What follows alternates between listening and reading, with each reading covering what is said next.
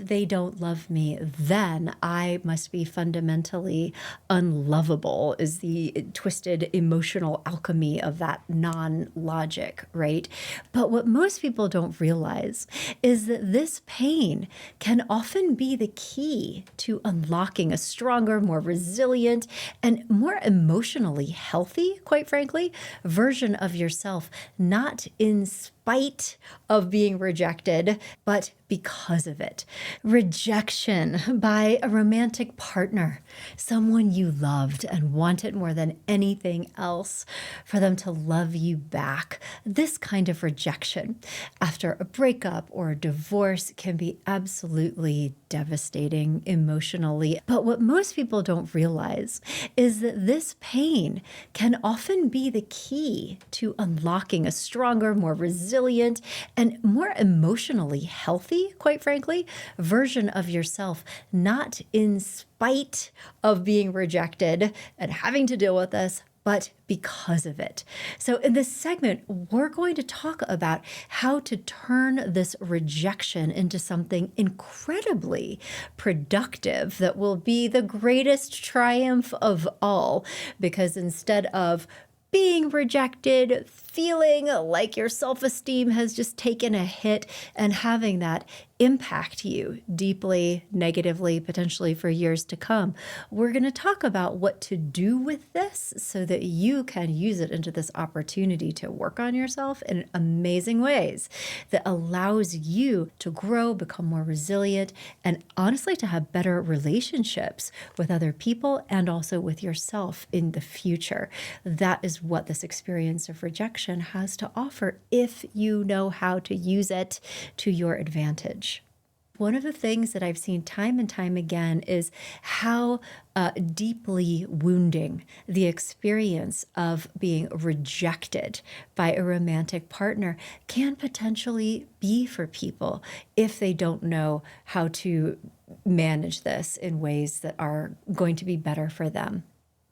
In earlier segments on the subject of how to overcome rejection, we talked about some fundamentally important things to keep in mind with those two pillars being resilience and growth.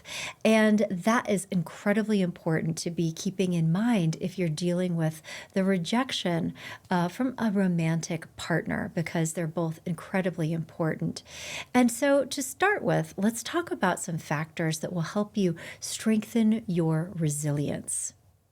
The first and most important thing that you can do is to have compassion for this experience, particularly if you are dealing with feelings of shame that are coming up for you because of being rejected by somebody that you wanted to have a relationship with. To shift away from shame, and part of compassion is first and foremost being able to validate your own emotional experience and be able to say, yeah, it makes sense that I am feeling this way. To begin, just consider that you had a powerful attachment bond to this other person and that this is a very serious relational trauma. What I talk about frequently on this podcast is the fact that humans are built to bond to each other. And this happens not just cognitively, not just emotionally. This happens to us on physiological levels. So we have hormones and brain systems and all kinds of structures in our body that exist for the purpose of bonding us to other humans. And this is serious business. This is linked to human survival drive. And so when these bonds to other people are threatened or broken, it does things to us. Again, not just emotionally or mentally, but physiologically too.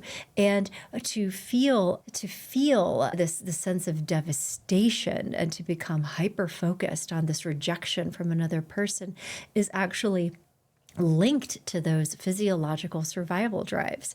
And I think that isn't talked about enough, so that what happens is when people are in this experience, they will easily fall into this shame narrative instead. And this can be compounded by something called betrayal trauma because we are designed to bond and attach to other humans when we are betrayed or rejected. Our bodies, our physiology, everything about us registers this as a trauma, as something that is an existential threat to our existence. Perhaps in the modern world, that is not as true as it once was, but I tell you what, 20,000 years ago, for a human to be rejected by their family, their partner, their collective, was literally a death sentence. That might not be true for you again in this day and age, but your body doesn't know that. And so the response that you're having to a betrayal trauma is related to that historical truth, not necessarily current reality. But because of that, it is totally normal to go into this headspace that your body actually compels you to go into that is associated with feelings of shame and low self-esteem. And this is because 20,000 years ago, it was to your evolutionary advantage to diminish yourself, debase yourself, come crawling back apologetically, beg for forgiveness, to be taken back in by whatever collective or relationship or family had cast you out, because if you did that, you might live to fight another day. And whether or not it is a good idea for you to do that in reality with regards to this particular relationship, you are going to have impulses and, again, physiological structures inside of yourself that try to get you to do that. And so what that turns into are changes in your feelings and changes in your thoughts that are orchestrated by these old physiological systems that want you to survive.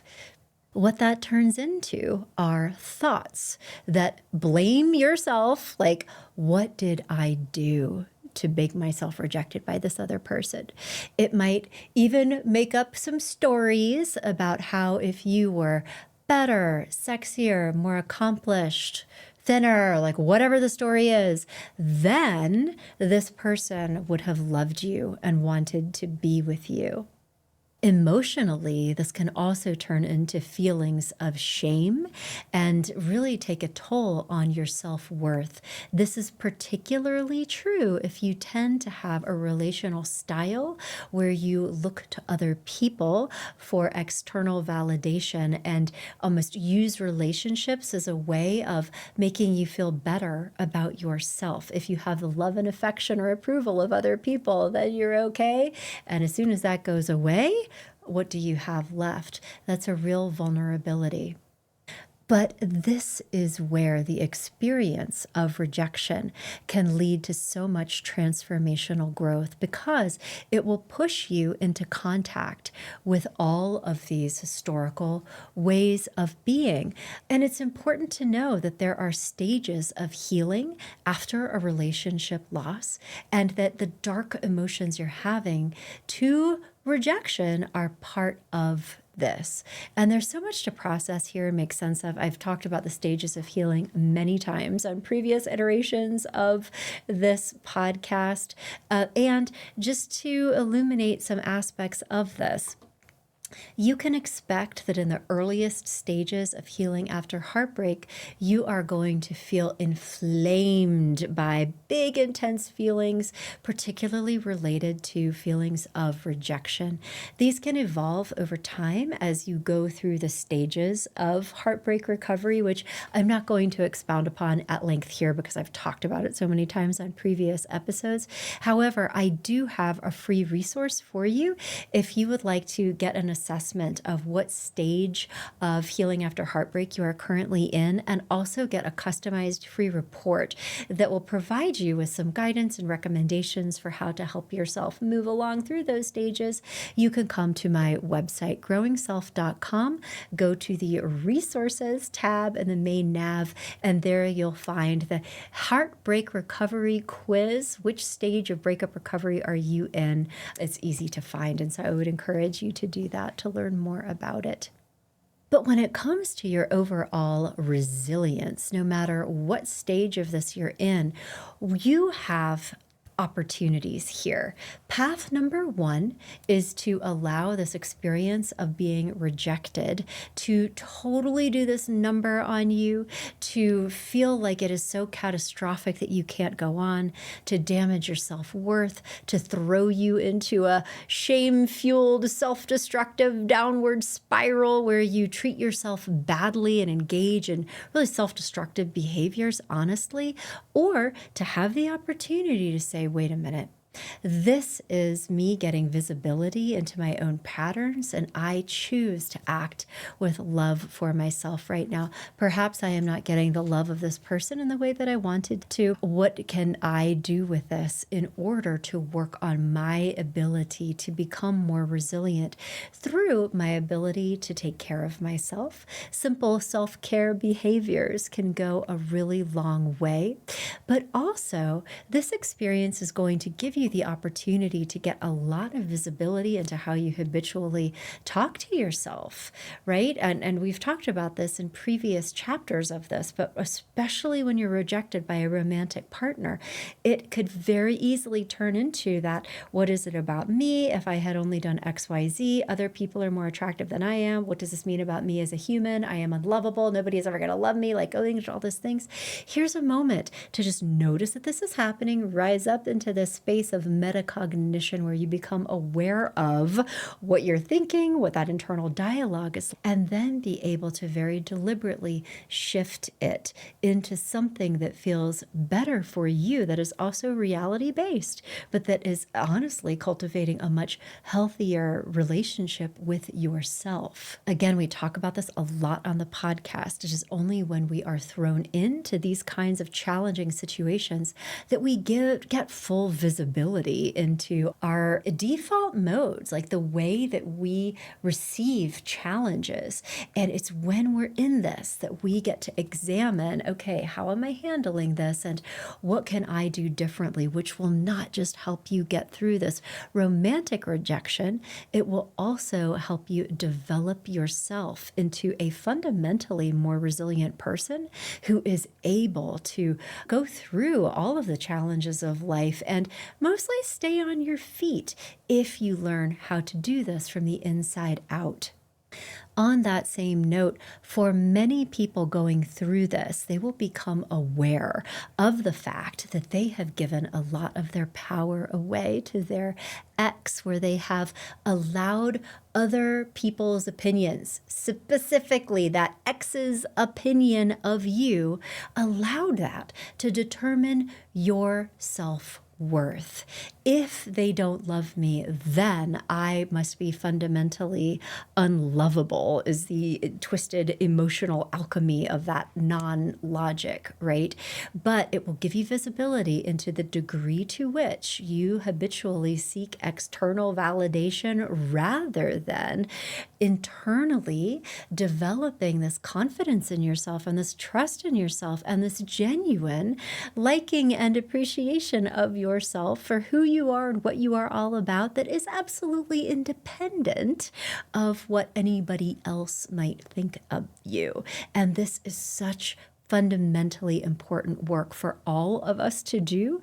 Going through a romantic rejection will give you a fantastic opportunity to get busy and dig into that work, which is going to be yours to keep. It is a call to action.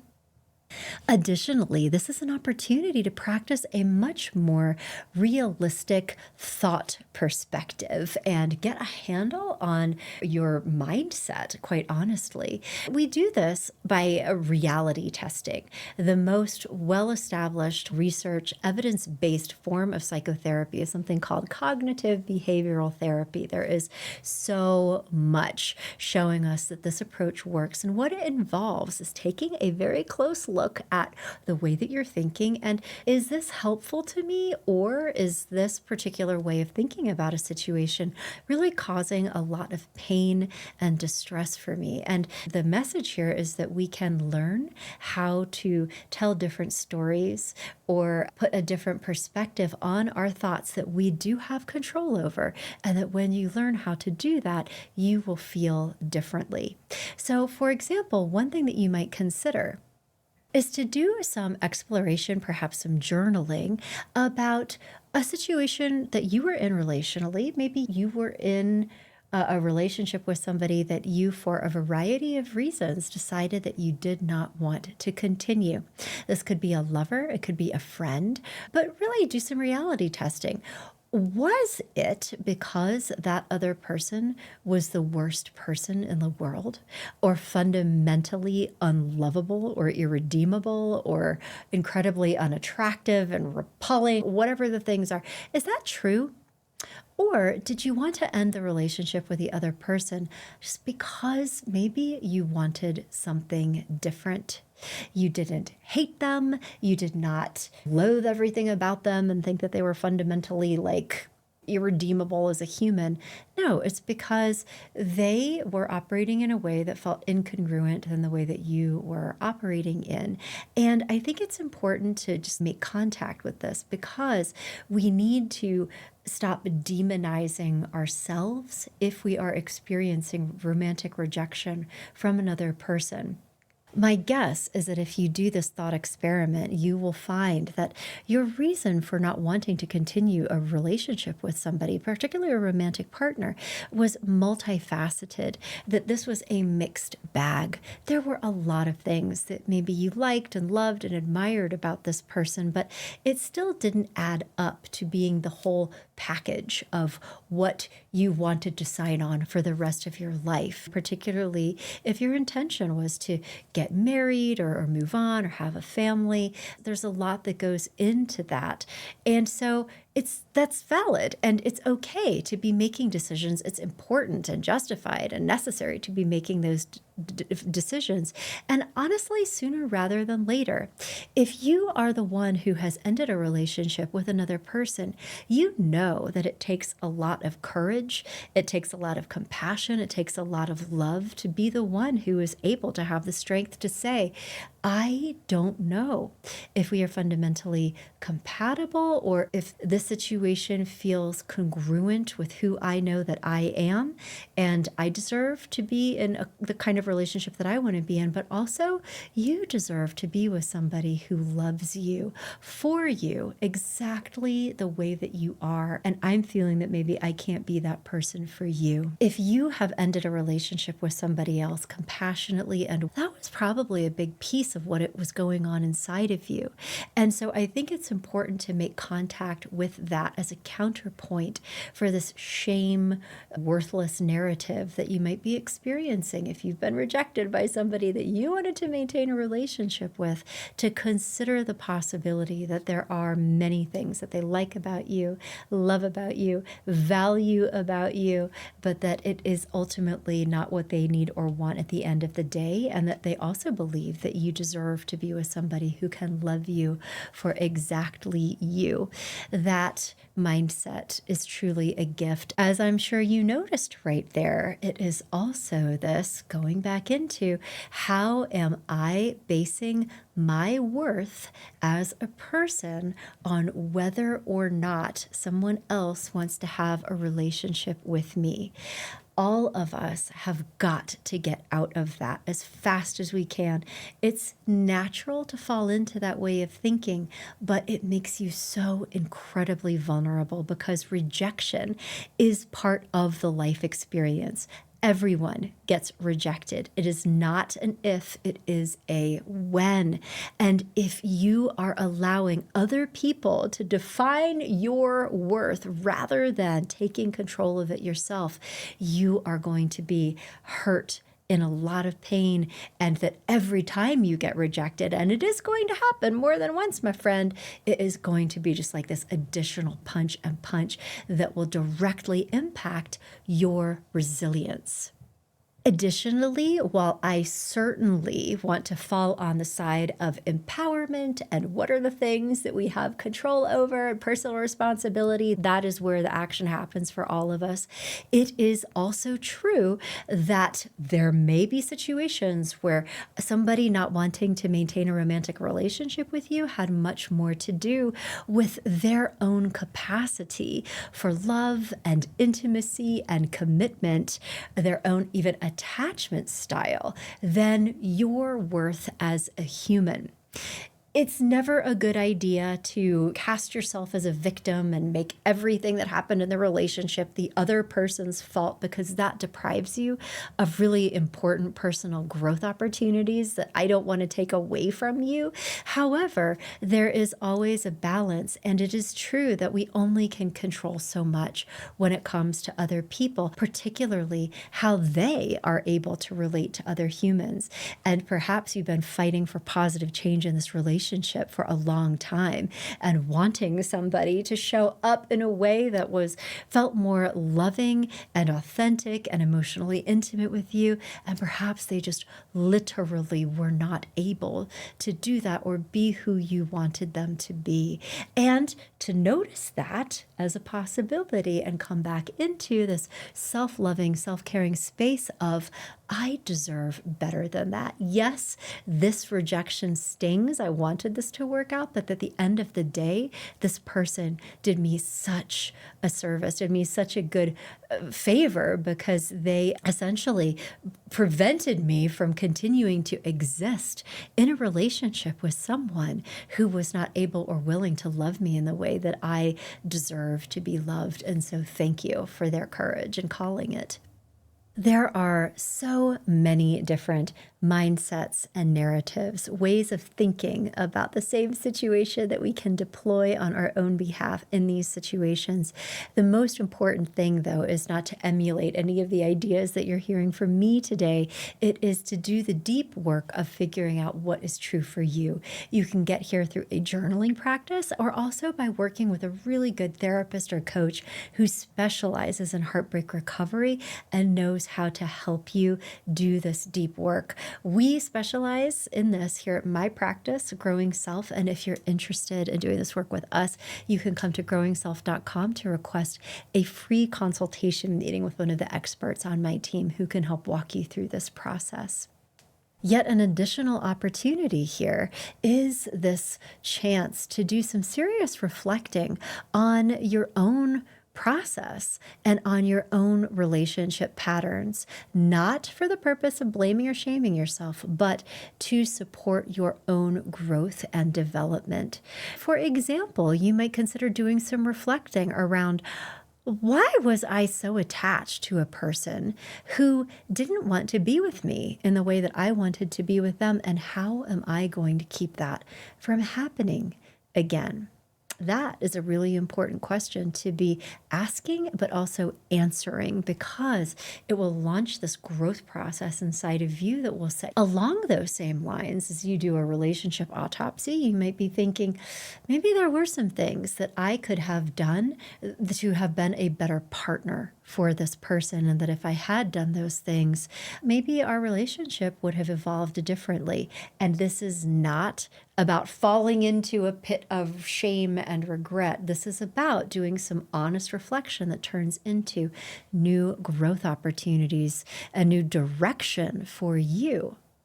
These are just a couple of examples of the type of growth work that can come from these experiences of rejection. And the good news here is that even though this is a painful place to be in and the work is hard to do, when you do this work, it is yours to keep, and it will change you. It will change who you are as a human for the better, and it will also lead to your ability to have much happier and more successful relationships in the future.